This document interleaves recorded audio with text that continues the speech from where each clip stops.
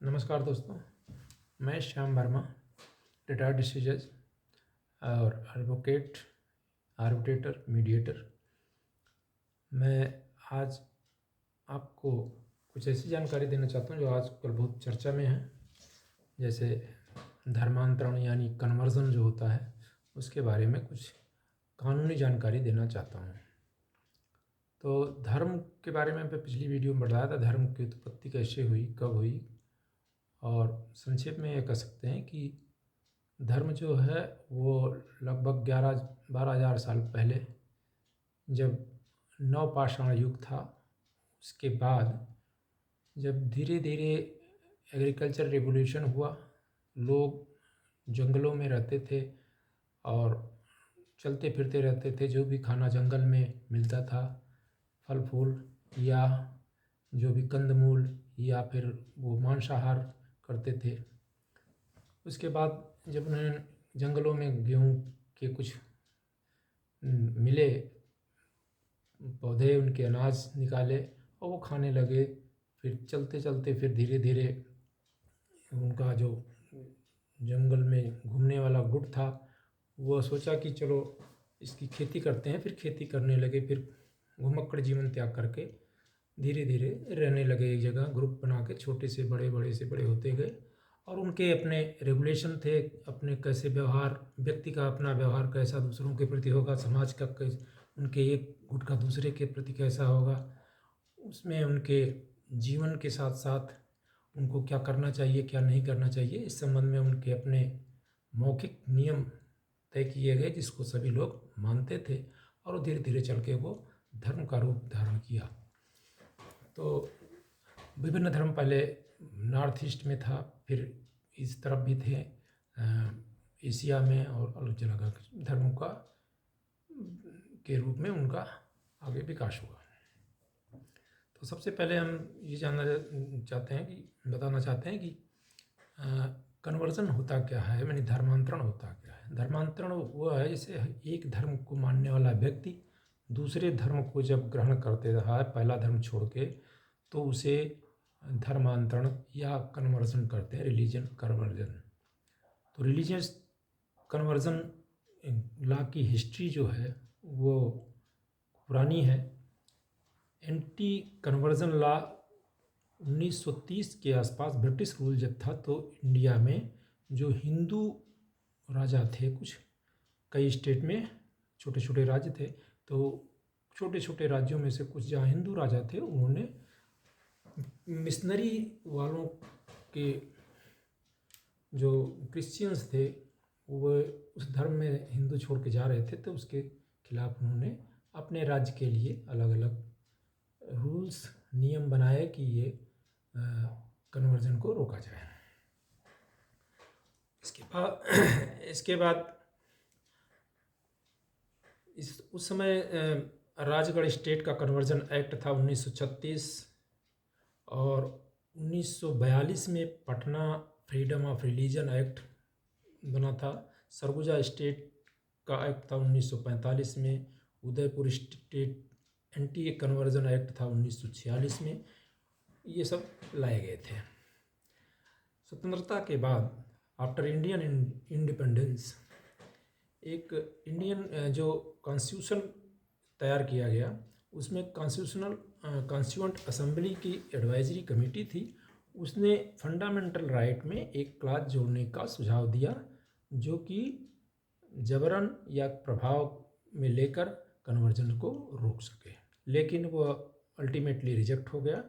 और Indian conversion bill एक लाया गया था 1954 में, जिसको कि अंत में लोकसभा में उसको पेश किया, लेकिन वह पास नहीं हुआ।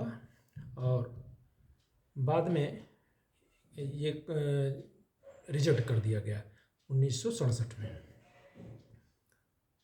उसके बाद 1977 में 1977 में सुप्रीम कोर्ट ने एक मामले में कहा, जिसमें कि उड़ीसा और मध्य प्रदेश के जो कन्वर्जन एक्ट थे, एंटी कन्वर्जन एक्ट थे, उनको चुनौती दी गई थी। तो सुप्रीम कोर्ट ने यह कहा कि anti conversion regulation specially of Madhya Pradesh and Orissa was not against the Indian constitution, यानी संविधान के विरुद्ध नहीं है एंटी कन्वर्जन लॉ। 2015 में ministry of law and justice ने कहा कि फेडरल गवर्नमेंट यानी central government anti conversion law नहीं बनाएगी, और उन्होंने स्टेट्स को बनाने के लिए कहा। तो कुछ स्टेट्स में जो है ये एंटी कन्वर्जन लॉ बनाए गए। अभी तक 2022 तक 9 राज्य ऐसे हैं जहाँ पे एंटी कन्वर्जन लॉ है, और इन सभी कन्वर्जन लॉ के जो बेसिक है वो केवल और केवल जो बल का उपयोग करके या लालच देके या धोखा देके कन्वर्जन कराया जाता है उसको केवल रोकती है। स्वतंत्र रूप से कोई भी व्यक्ति किसी भी धर्म को ग्रहण कर सकता है, उसका पालन कर सकता है, उसमें विश्वास कर सकता है। ये भारतीय संविधान में है।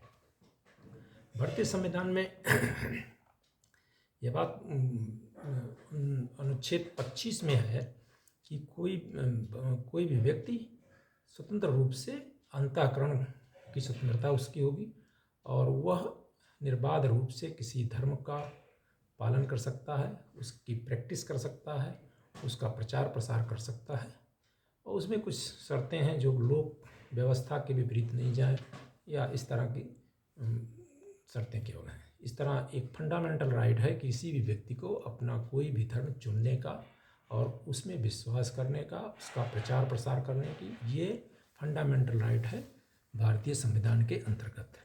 इस तरह भारतीय संविधान के अनुच्छेद 25 के एक्सप्लेनेशन 2 में ये लिखा हुआ है कि reference to Hindus shall be construed as including a reference to person professing the Sikh, Jain, Buddhist religion, and therefore and the reference to Hindu religion institutions shall be construed accordingly। यानी इसमें तो ये बताया गया कि हिंदू शब्द का जहाँ भी रेफरेंस आएगा उसके अंतर्गत जैन, बुद्ध और सिख शामिल माने जाएंगे। तो एक तरह से बुद्ध, जैन और सिख हिंदू धर्म के रेफरेंस के अंतर्गत शामिल माने जाते हैं।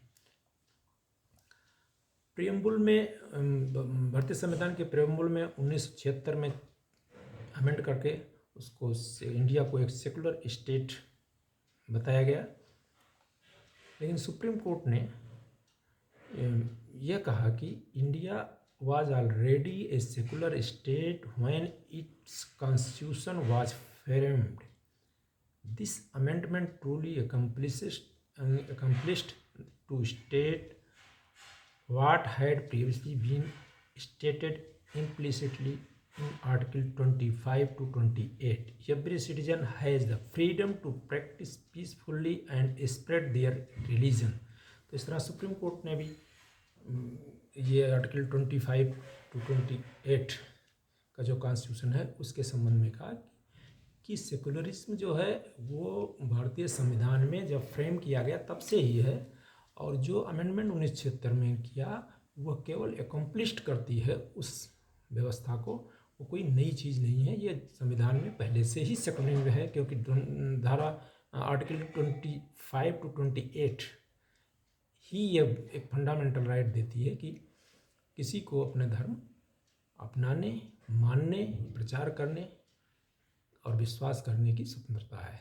प्रियम्बुल के अलावा इस आर्टिकल में भी ये स्पष्ट लेख है।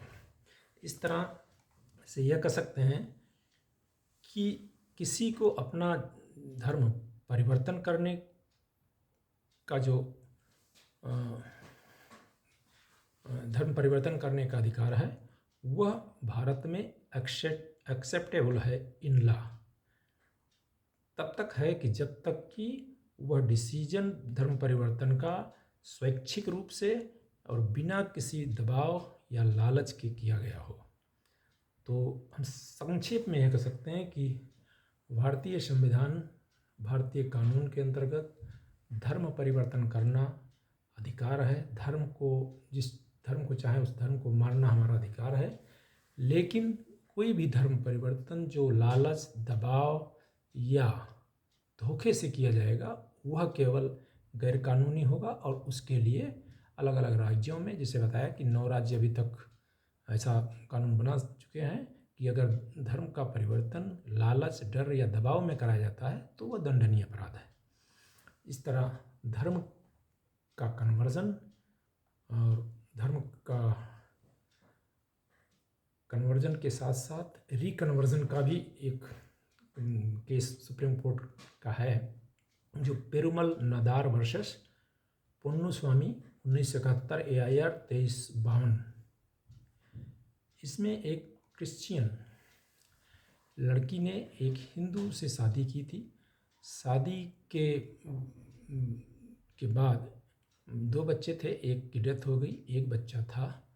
तो इसमें यह कहा गया, जो हिंदू परिवार था, हिंदू पति के खिलाफ वो महिला ने अपने उसके संपत्ति में शेयर के लिए केस लगाया। तो उसमें यह कहा गया कि ये क्रिश्चियन है और हिंदू किससे शादी नहीं हो सकती। तो ये बात आई कि क्रिश्चियनिटी छोड़ के उसने शादी की थी, क्योंकि शादी करके उसने सारे हिंदू धर्म का पालन किया था। इसलिए सुप्रीम कोर्ट ने कहा कि उसके कंडक्ट, उसके इंटेंशन से यह स्पष्ट है कि उसने स्वेच्छा से क्रिश्चियन धर्म छोड़ करके हिंदू धर्म ज्वाइन किया था। और बाद में इसलिए उसके जो बच्चे हैं उनको पूरा अधिकार है, जो हिंदू विधि के अंतर्गत है। सुप्रीम कोर्ट ने इसी मामले कैलाश सोनकर बनाम माया देवी में भी यही कहा था कि कन्वर्जन के बाद रिकन्वर्जन अगर करते हैं, वापस पुराने वाले धर्म में आते हैं, तो पहला जो पुराना वाला धर्म जिसको रिकन्वर्ट करके होते हैं उसके सारे अधिकार होंगे और पिछले वाले समाप्त हो जाएंगे। यानी कन्वर्जन के बाद वापस उसी धर्म में आ सकते हैं। उसमें एक समस्या ये भी उठती है कि जाति का क्या होगा। तो उन्होंने कहा कि अगर जिस धर्म में कन्वर्ट करके जा रहे हैं वह जाति प्रथा मानती है और वह वहाँ की व्यवस्था, जो उस धर्म की व्यवस्था जाति प्रथा मानती है और ऐसा प्रयोग करने की स्वतंत्रता देती है, तो जाति प्रथा रहेगी, अन्यथा वो जाति समाप्त हो जाएगी कन्वर्जन के साथ ही। इसमें यह भी कहा गया, सुप्रीम कोर्ट ने यह भी कहा कि कन्वर्जन के लिए कोई नियम नहीं है या कोई फॉर्मेलिटी या वो नहीं होना चाहिए, उसका इंटेंशन होना चाहिए कि वो कन्वर्ट कर दे। और वो इंटेंशन कैसे प्रकट होगा, उसके एक्शन से, उसके व्यवहार से प्रकट होगा कि वो वास्तव में पहले धर्म को छोड़ के दूसरे धर्म में शामिल होना चाहती है और उसी तरह व्यवहार कर रही है। इस तरह कोई फॉर्मेलिटी की ज़रूरत नहीं होती, केवल उसका इंटेंशन ही पर्याप्त होता है। सुप्रीम कोर्ट ने कहा, the main test of determining the revival of original caste on reconversion should be genuine intention of reconvertee to observe his new religion and completely disassociate himself from it. It may be added here that this does not mean that reconversion should be only a rush or pretext or cover to gain mundane worldly benefit, to that reconversion becomes merely a show for achieving a particular purpose. यानी conversion या रिकन्वर्जन कोई लाभ, रिकन्वर्जन केवल लाभ प्राप्त करने या कोई हिडन एजेंडा प्राप्त करने के लिए, पूरी करने के लिए नहीं हो सकता। इंटेंशन सही होना चाहिए कि वो रिकन्वर्ट होना चाहता है।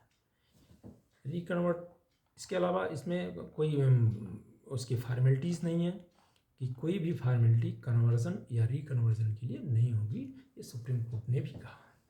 इस तरह संक्षेप में हमने आपको इस रिलीजियस कन्वर्जन और रिकन्वर्जन के बारे में जानकारी दी।